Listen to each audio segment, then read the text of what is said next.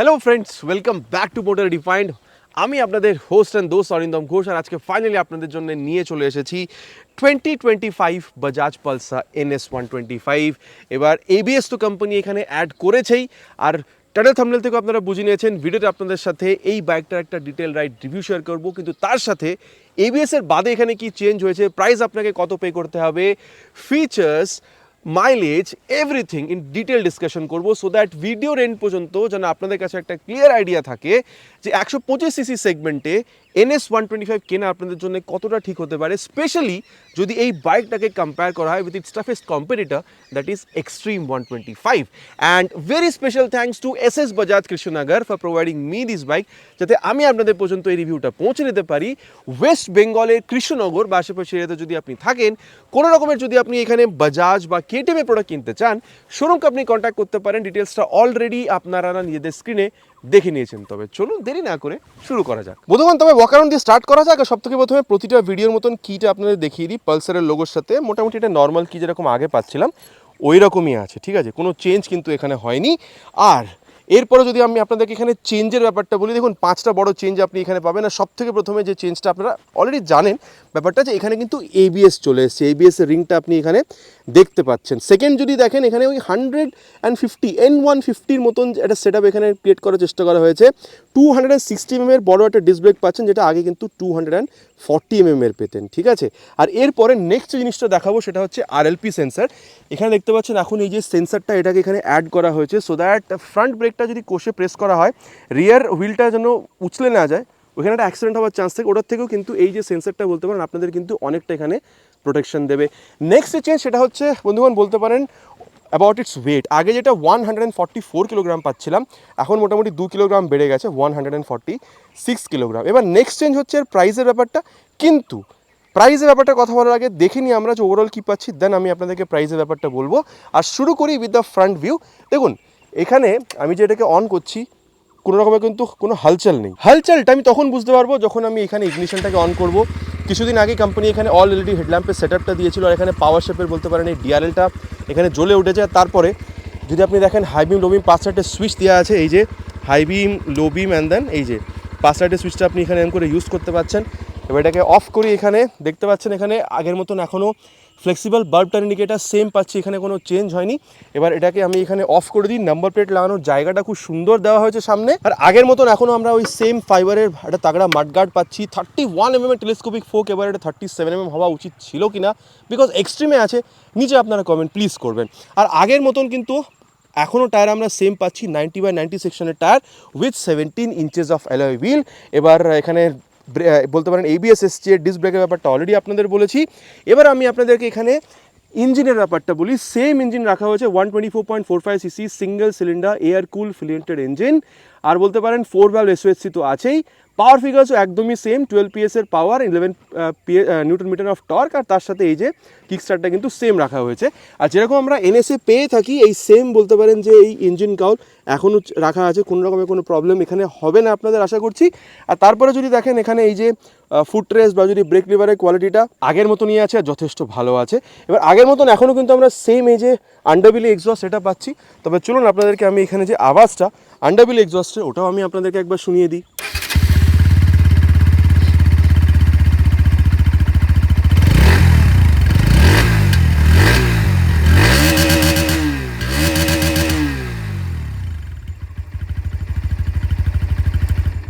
তবে আওয়াজটা আপনারা শুনে নিয়েছেন, আপনাদের কীরকম লেগেছে নিচে কিন্তু কমেন্ট করে প্লিজ জানাবেন। আর চলুন এবার এখানে রিয়ার সেকশনটা দেখা যাক। আগের মতন এখনও আমরা সেম এই LED টেল ল্যাম্প পাচ্ছি, যখন ইগনিশনটা জ্বলবে তখনই এটাও জ্বলবে, তার আগে কিন্তু জ্বলবে না। পেছনে দৌড়ে বসার জন্য সুন্দর একটা গ্র্যাব হ্যান্ডেল পাচ্ছি।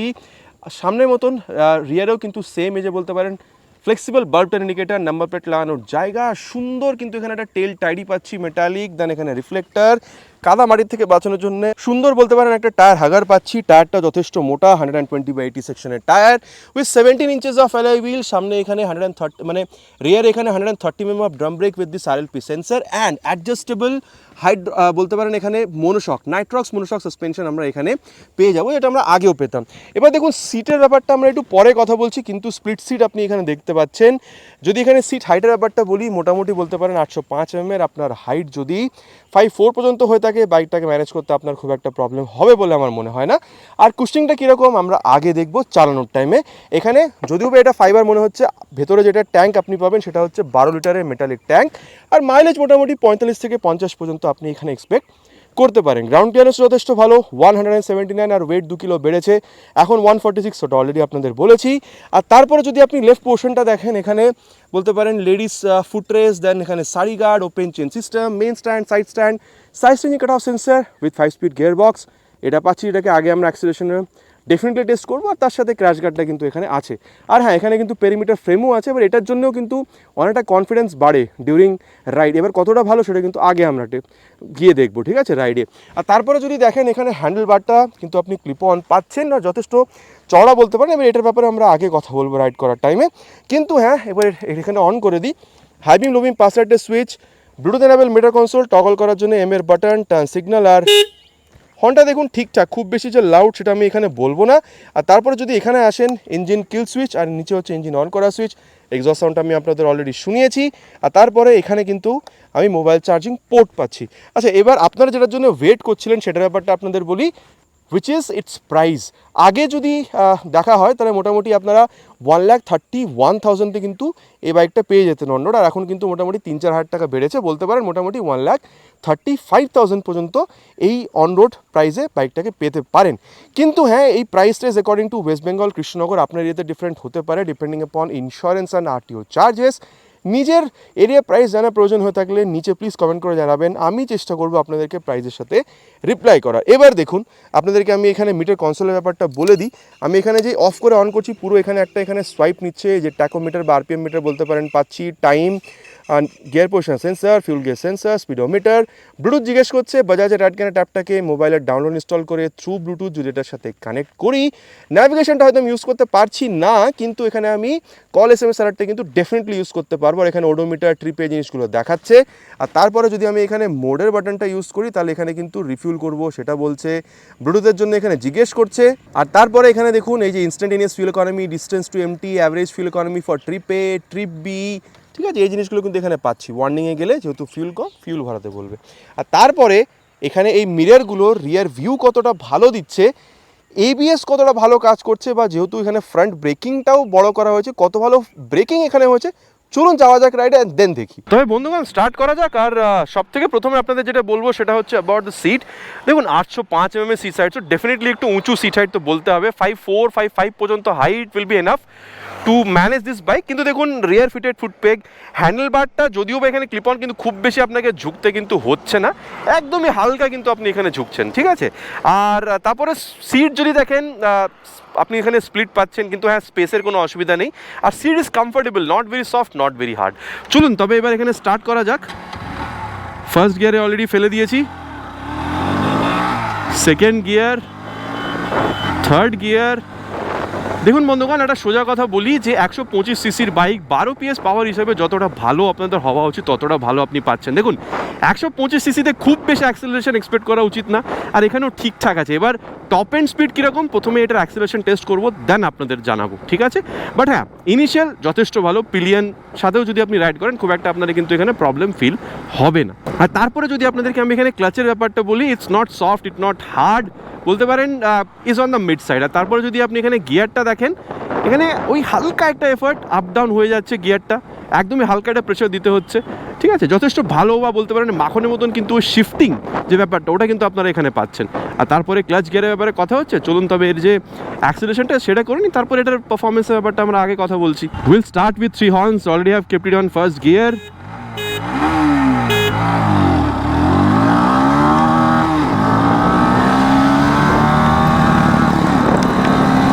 $60 crossed, time for 100 now.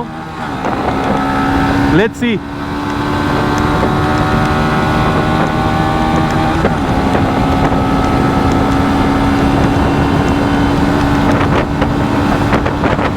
$100 also crossed.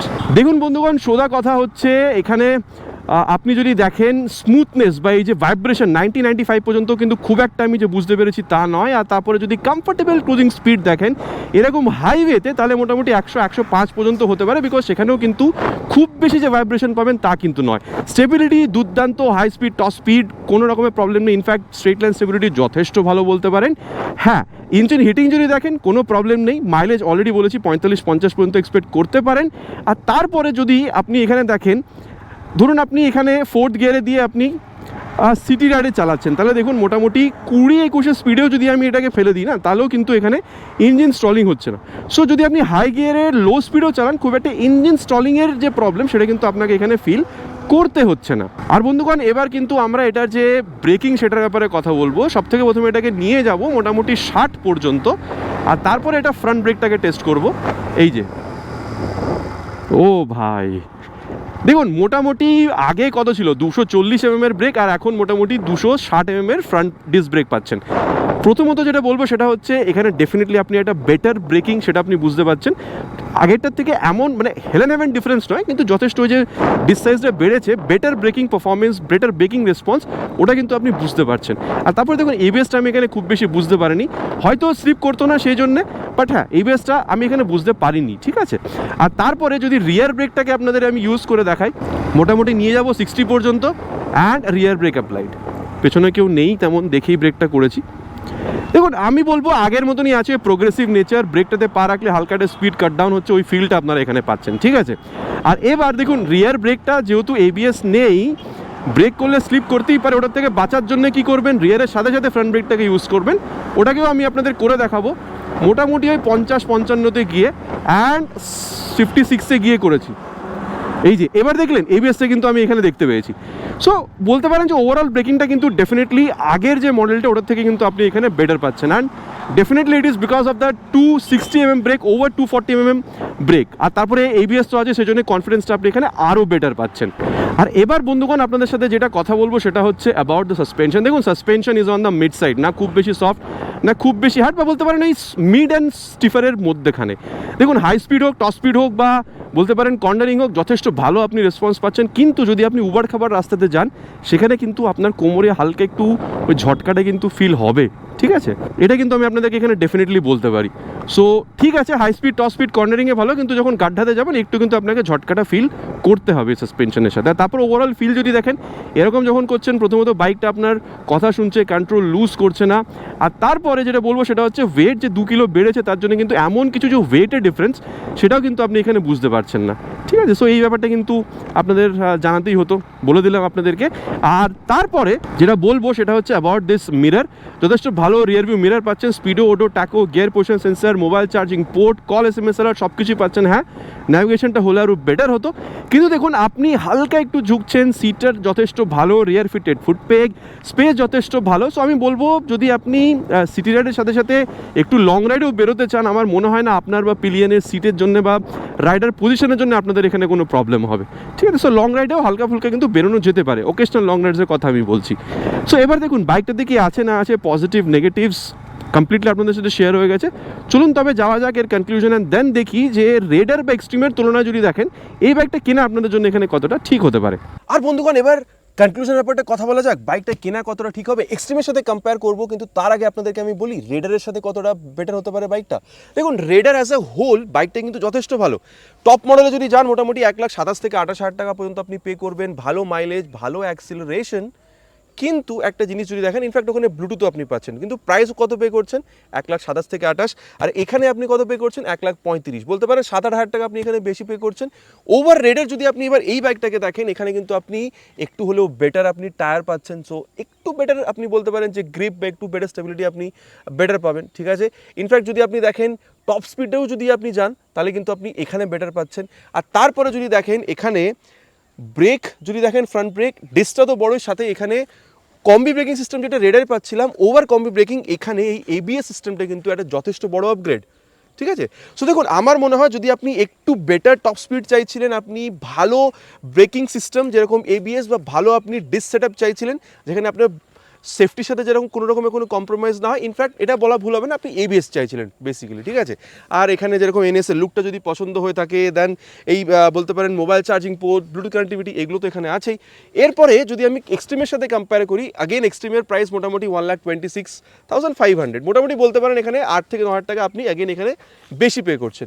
এবার দেখুন, এটা বলা ভুল হবে না যে এক্সট্রিম কিন্তু definitely one of the best 125cc bikes, ঠিক আছে, এটা নিয়ে কোনো কথাই হবে না। কিন্তু দেখুন, দুটোর মধ্যে কিন্তু মানে কম্প্যারিজন করাটা খুবই চাপের, বিকজ দুটোই কিন্তু যথেষ্ট ভালো। কিন্তু হ্যাঁ, আগেন আপনি এখানে যেহেতু 8-9 হাজার টাকা বেশি পে করছেন, আপনি এখানে বেটার আরও কী পাচ্ছেন, because of this perimeter frame, বা বলতে পারেন একটু বেটার আপনি হ্যান্ডলিং পাচ্ছেন, হালকা একটু, কিন্তু খুব বেশি না। আর একটু বেটার টপ স্পিড আপনি পাবেন। আর তার সাথে যদি আপনি দেখেন এনএসের এই যে লুকটা, আমরা এখানে অনেকেই এরকম আছি যাদের এনএস লুকটা যথেষ্ট ভালো লাগে। সো ওই রকম যদি একটা ব্যাপার হয়ে থাকে, ঠিক আছে, একটু বেটার হ্যান্ডলিং, একটু বেটার বলতে পারেন যে টপ স্পিড, আর এনএসের লুকটা যদি আমার পছন্দ হয়ে থাকে, আমার মনে হয় যদি আমি 8 থেকে 10 হাজার টাকা বেশিও দিই, ঠিক আছে, ওভার বলতে পারেন এক্সট্রিম 125, আমি কিন্তু একটা ভালো ডিল পাচ্ছি। এবার এখানে কিন্তু চয়েসটা আপনাদের হবে, আপনাকে ডিসাইড করতে হবে। এই যে আমি 3টে ফ্যাক্টর বলেছি, যদি এই 3টে ফ্যাক্টর খুব বেশি ম্যাটার না করে থাকে, তাহলে কিন্তু এক্সট্রিমও আপনাদের জন্য একটা যথেষ্ট ভালো অপশন, 8 থেকে 10 হাজার টাকা কম প্রাইসেও, ঠিক আছে। এবার দেখুন এই বাইকটার পজিটিভ নেগেটিভ কী চেঞ্জ হয়েছে এক্সট্রিমের সাথে কম্প্যারিজন, রেডারের সাথে কম্প্যারিজন, এভরিথিং ইন ডিটেল আপনাদের বলে দিয়েছি। এবার আপনাদের কি মনে হচ্ছে, এই আপডেটের পরেও কি আপনি রেডার কিনতে চাইবেন, নাকি এক্সট্রিমে যেতে চাইবেন, নাকি এনএস কিনবেন আফটার দিস আপডেট? নিচে কমেন্ট করে জানাতে কিন্তু প্লিজ ভুলবেন না, ইটস মাই রিকোয়েস্ট। আশা করছি ভিডিওটা আপনাদের ভালো লেগেছে। ভিডিওটা যদি ভালো লেগে থাকে, ভাইয়ের কাজ যদি ভালো লেগে থাকে, প্লিজ ভিডিওতে একটি লাইক, আর চ্যানেলে যদি প্রথমবার এসে থাকেন, চ্যানেলটাকে সাবস্ক্রাইব করে বেল বাটনটা অলে হিট করতে প্লিজ ভুলবেন না। আগেন ইটস মাই রিকোয়েস্ট, খুব তাড়াতাড়ি দেখা হবে আপনাদের সাথে এরকমই একটা ভিডিওতে বাইক বা স্কুটারের সাথে। Till then ride safe and জয় হিন্দ।